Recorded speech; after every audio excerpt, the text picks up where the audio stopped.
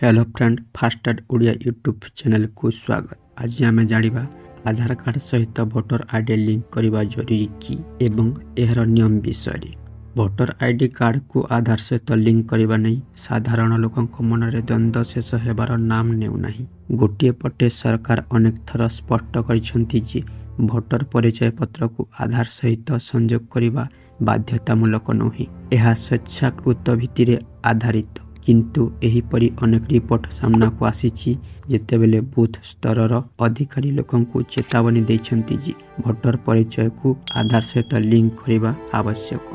जदि न करती तेबे सेमानंक भोटर कार्ड बातिल हो जिवो। आमे आपनंको कहि रखुछु जे गत वर्ष डिसेंबर मासरे भोटर कार्ड को आधार सहित जोड़िया पई संसद रे एक आईन प्रणयन करी अनुमति दिया जायथिला। एहाकु विरोधी दल दृढ़ विरोध करिथिले। केंद्र आईन मंत्री किरण रिजिजू संसद रे सूचना दैछन्ति जे भोटर कार्ड को आधार सहित संयोग करबा स्वेच्छाकृत अटे। एहीपरि कि हरियाणार मुख्य निर्वाचन अधिकारी अनुराग अग्रवाल कहिसंति जे फॉर्म 6B अधीन आधार सूचना प्रदान करबा स्वेच्छाकृत अटे।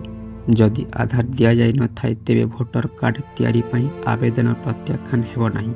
आधार कार्ड सूचना खोजिबार उद्देश्य होछि व्यक्तिर निर्वाचनी भूमिका सठिक भावे निर्णय करा जाय परिबो एवं निर्वाचन समय सेमानंकु उन्नत सुविधा दिया जाय परिबो। एथिसह दिल्लीर मुख्य निर्वाचन अधिकारी मध्य ट्वीट करी समान मत दैछन्ति जे भोटर कार्ड को आधार सहित जोड़िबा जरूरी नुहे। एथिसहित भारतर निर्वाचन आयोग अगस्ट 1 रु एही अभियान आरंभ करिसन्ति जे लोकमाने स्वेच्छाकृत भावे सेमानकर भोटर कार्ड को आधार सहित जोड़िछन्ति। एथिपई निर्वाचन आयोग विभिन्न स्थान रे कैंप स्थापन करुछन्ति। घर घर जाई लोकंक तथ्य संग्रह करा जाउछि।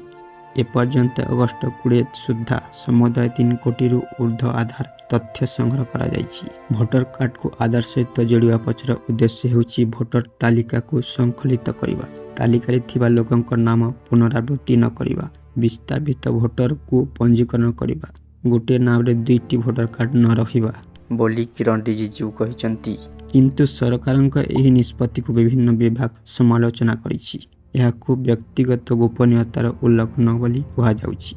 अनेक लोक चिंता प्रकट करिसंती जे आधार को भोटर कार्ड सहित जोड़िबा द्वारा भोटर प्रोफाइल सृष्टि हेबो जहा सेमानंकु प्रभावित करिबारे व्यवहृत होई परिबो बोली कहिसंती।